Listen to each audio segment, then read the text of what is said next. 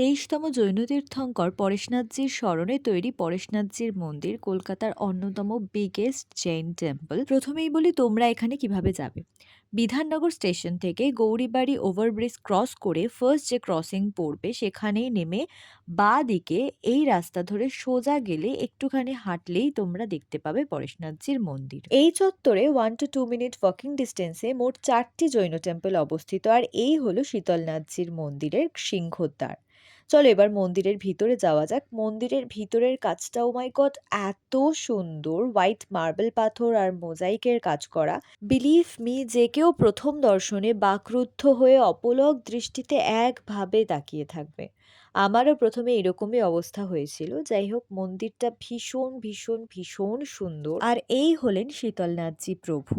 এছাড়াও এই প্রত্যেকটা মন্দির চত্বরের নিজস্ব জলাধারও রয়েছে, যাতে রয়েছে প্রচুর মাছ।